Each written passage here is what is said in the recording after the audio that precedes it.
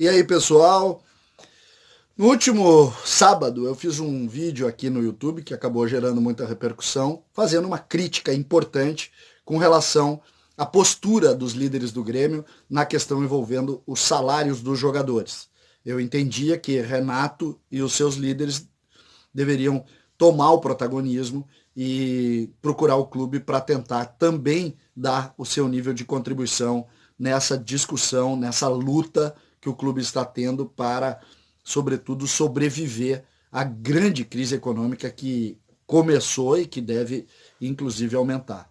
E essa crítica, ela acaba tendo uma questão muito conceitual, que é a necessidade de entendimento de todos os segmentos da sociedade no que a gente está vivendo.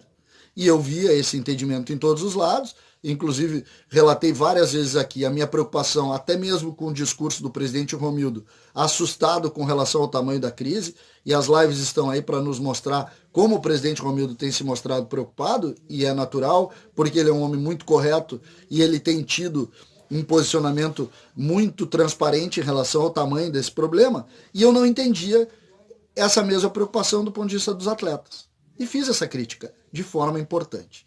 Pois hoje, no Clique RBS, o jornalista Diogo Olivier traz uma informação que a gente precisa colocar aqui até para fazer, de fato, um contraponto. Segundo essa informação, o técnico Renato, lá no Rio de Janeiro, porque ele não veio trabalhar ainda, ele está lá no Rio, ele começou a trabalhar nos bastidores para propor ao Grêmio uma diminuição de salário dos atletas. Essa é a informação trazida por Diogo Olivier, que é um homem muito bem informado dentro do Grêmio e tem muita credibilidade com relação a esse modelo de informação. O Diogo traz essa notícia de que o Renato já vem trabalhando com isso. Eu fiquei muito feliz, primeiro, com essa informação, porque é exatamente o contraponto ao que eu disse lá no sábado. É exatamente o contraponto. Eu disse que faltava a liderança do Renato e dos seus comandados nesta questão. Lembrando que um clube de futebol do tamanho do Grêmio tem na folha de pagamento do futebol profissional o seu maior encargo. Nós estamos falando de um faturamento de 400 milhões em 200 milhões direcionados ao futebol e às suas estruturas. Ou seja, é a parte importante de um clube de futebol e não poderia ser diferente. Então eu entendia que, mesmo o clube honrando os seus compromissos, que os jogadores devessem tomar esse posicionamento e, de certa maneira, entrar na briga junto e entender que essa é uma briga da sociedade e não somente de segmentos dela. Essa é uma briga que todos devem entrar e eu entendia isso e é isso que eu entendo. Então, por que eu venho nesse momento criar esse ponto e contraponto? Porque eu quero que seja verdade. Eu quero muito que o Grêmio esteja negociando há 90 dias com seus jogadores, que o Renato tenha tido esse protagonismo desde lá do início, para confirmar que, de fato, o Grêmio tem nos seus jogadores também um posicionamento de entendimento com relação aos problemas que a pandemia vai trazer, já estão trazendo, mas vai trazer de forma mais importante ainda nos próximos meses. Essa liderança do Renato é o que a gente cobrou naquele momento. E que, de fato, eu posso vir aqui e falar de uma maneira, a gente não sabia. Mas o Diogo sabe.